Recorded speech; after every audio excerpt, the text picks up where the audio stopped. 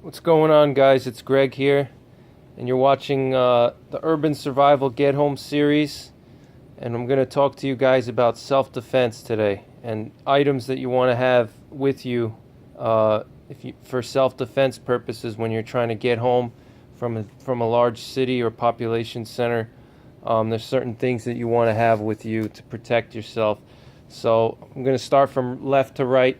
The first thing, if your city allows, is you're going to want to have some type of a firearm. Ideally some type of a pistol. You want the pistol to be light. You want to be good with it. It's got to be something that you're comfortable shooting. Don't just buy something because it's popular. Buy something that you like. Buy something that fits your hand, that is comfortable for you. Everybody's different. Maybe some people like Glocks, but not everybody you don't have to buy a Glock, or you don't have to buy a semi-auto even. I personally prefer revolvers, but that's just me. I have bigger hands. I'm 250 pounds. I can handle recoil better than most people. Everybody's different. So get something that fits you. And get good with it. This is just a 44 Magnum Smith & Wesson 6-shot. I've done a review on this one before.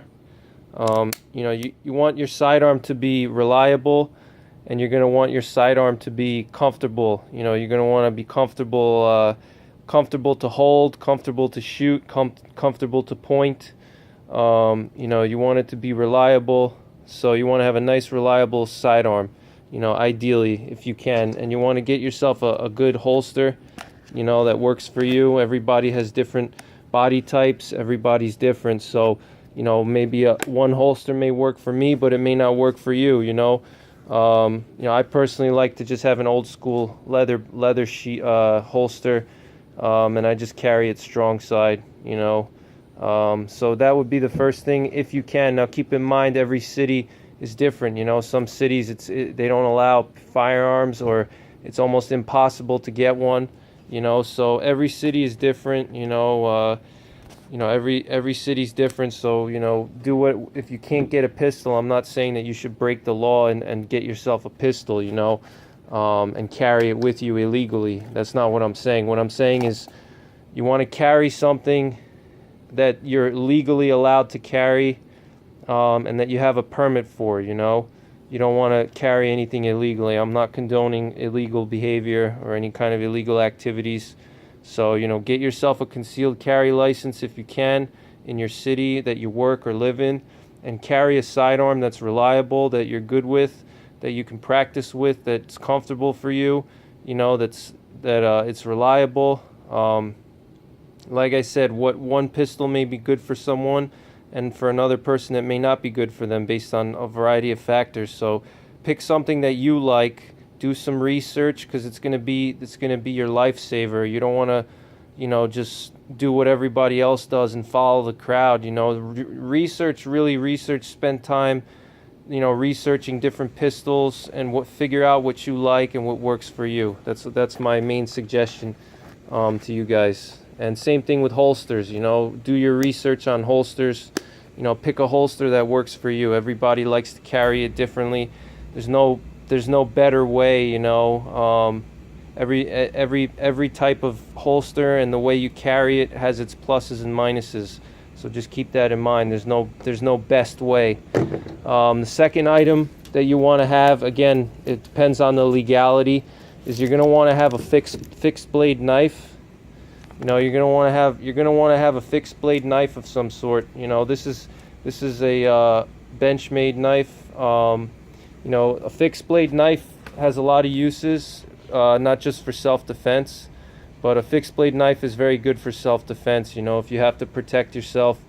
Again, check the legality. You're not going to probably be able to carry a knife like this into New York City, or Los Angeles, or any type of major city. So check the legality. So fixed blade knife is the second thing you're going to want, depending on how legal it is. Every city is different, every state is different. And what I like to do is I like to carry a spare sheath in my get home bag, just in case like this is a Kydex sheath, and the Kydex sheath is a little bit quicker to deploy, so you're going to probably want a Kydex sheath for self-defense purposes. And then I have this leather sheath, which I carry more for survival purposes because it's got my fire steel in here, and it's it's just more comfortable to wear, easier to access. But for self-defense, you're going to probably want to look at a Kydex sheath for your knife, so this way you can deploy it quickly. And again, with these two, the pistol and the fixed blade knife, you're going to want to check the legality in your area. So I'm not condoning that you do anything illegal. I'm not suggesting that. I'm just saying in an ideal situation, you're going to want to have a sidearm and a fixed blade knife. You're also going to want to have a pocket knife, a folding knife.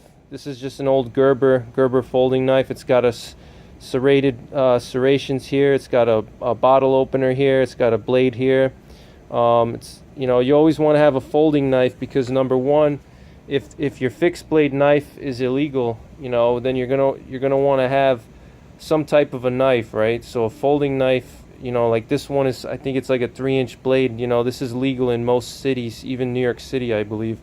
So you're gonna want to have a pocket knife, in case your fixed blade knife is illegal.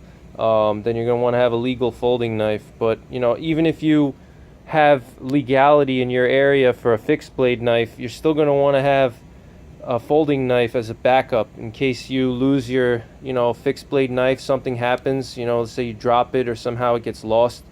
This way you'll have this as a backup, and you can keep this either in your pocket, which is what it's designed to do, or you can keep it in your bug out bag or your get home bag. Then the third thing you're going to want to have is a good torch, a good light from a reputable company.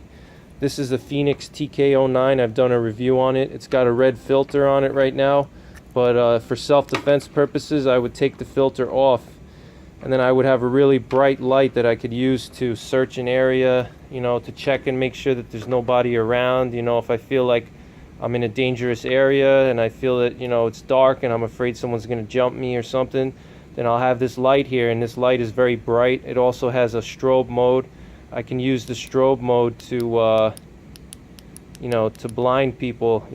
I can use the strobe mode. As you can see, it's quite annoying. But even just the regular mode, it's very bright. So that's gonna blind someone. If you shine that in someone's face, it's going to disorient them. So that's a good thing. You could use that.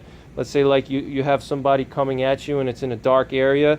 If you light them up with the light, it's going to blind their eyes temporarily. And then when you shut it off, their eyes are not going to be adjusted to the dark. So that's going to give you a momentary tactical advantage against that person, against that attacker. And then I also carry a red filter, for when I'm just walking around. If I'm navigating, I'm moving through an area, you want to have a red filter on it, a red or some type of a red flashlight, so you don't get spotted easily. And then finally, this is just some bear spray. Again, this is probably not going to be legal in most areas, especially in large cities like New York City or Washington, D.C. or Boston, places like that. But I'm just using this as a demonstration. This is I think this is Mystery Ranch. It's a Mystery Ranch bear spray holder, and this is a UDAP bear spray. It's got a Molly panel on the back. It's Coyote Brown. It's a nice holster. I recommend this holster if you're going to have bear spray. It's made by Mystery Ranch, and you're going to want to have some type of a pepper spray on you, in case you want to use less than lethal force. In many situations you're not going to be justified to use deadly force. Just because there's a SHTF situation doesn't mean that you can just run around shooting people. You still have to obey the law. You can't just use deadly force in all situations. So there may be situations where you may want to use pepper spray instead, and obviously bear spray is great, because you can spray a large area. Because it covers it's designed to cover a large area for a bear, and it shoots pretty far. So let's say if you're being pursued by a group of people, and let's say you're a woman, for example, you could spray them, once they start getting closer, you could spray like a large crowd of people with this, and it's going to disorient them, and it's going to give you time to escape. You know, so this would be good if you're, like I said, if you're dealing with multiple attackers. Let's say you have a group of guys following you. You know, you could spray them with the bear spray. But again, this is probably not going to be legal in most big cities. I know New York City, it's not legal. You can only have like a small pepper spray. But you know, you may want to consider getting a small pepper spray, whatever's legal, you know, and carry the pepper spray with you. This way it'll give you a less than lethal option. You know, and there may be other reasons. If you're in an urban survival situation or a get home situation, you know, you may want to remain stealthy, you know, and using a firearm is going to be loud, you know, so in certain situations, and like I said, you know, you still have to obey the law. You can't just shoot somebody if they're, you know, every state is different, obviously, but, you know, the deadly force laws are different for every state. So, you know, but I know, you know, you can't just use deadly force in all situations. There may be times where you have to use less than lethal force, and that's what this is going to be handy for. You know, so you know, like I said, any type of pepper spray, and it's going to keep you stealthy as well, so you can protect yourself without, you know, drawing attention to your location, you know. So, you know, there's a lot of other self-defense things out there. You can get yourself like a Kubotan, which is just like a little metal rod, you know, you can hold in your hand and it'll keep your fist strong. So if you have to punch someone, but you know, you can also get like different gloves. You know, you can get tactical gloves that have the, you know, the carbon fiber over the knuckles. But, you know, I'm not going to really get into that because, you know, obviously most, you know, situations you're not going to really want to be, you know, getting into hand-to-hand combat with people. You're going to want to keep them at a distance, you know. But you can also have tactical gloves are good. And then, you know, a Kubotan. I have a Kubotan. I should have brought it. But the Kubotan is just like a little aluminum rod that you can, it's like maybe 5 inches long. And it's like, you know, it's like the size of my fire steel here. It's probably about 5 inches by ½ inch aluminum rod. And what you do is you hold it in your fist. And number one, you can use the I'll demonstrate with my fire steel here. You know, so even like if you had this fire steel rod, this could turn into a weapon as well. You know, basically you're going to hold it in your fist like this, you know, and what that's going to do is it's going to prevent your knuckles from getting crushed when you punch someone. Your knuckles are going to crush if you don't have anything in here. So with the fire steel or the Kubotan, you hold it in your fist like this, and it'll prevent your fingers from getting crushed, you know, on top of each other when you hit something or when you hit somebody. And then also you can use the ends here, these solid ends. You can use those. You can slam that into soft areas like throat or eyes or nose, you know, whatever, cheekbones. You can hit pain centers. You can do a lot of things. You know, like I said, I'm not advocating any type of deadly force, you know, but you could literally use this for deadly force if you had to. You could strike someone's temple with it or strike their throat and you would probably kill them, you know, if you had to in a worst case scenario. But most of the time, you know, you're going to use this to protect your fist so your knuckles don't collapse over each other. And then you can use the ends here, this side and this side, you can use that to hit certain, you know, soft areas or pain centers like, you know, the side of the ribs or, you know, for, you know, the groin area. If you're a man, you know, if you hit a guy in the groin, it's going to hurt with this, you know. You know, wherever you can think of. I'm not going to really get too into it. There's various nerve clusters around the body, but that's beyond the scope of this video. So, you know, you're gonna want to get yourself a Kubotan. You know, a Kubotan is definitely very good. It's spelled Kubaton.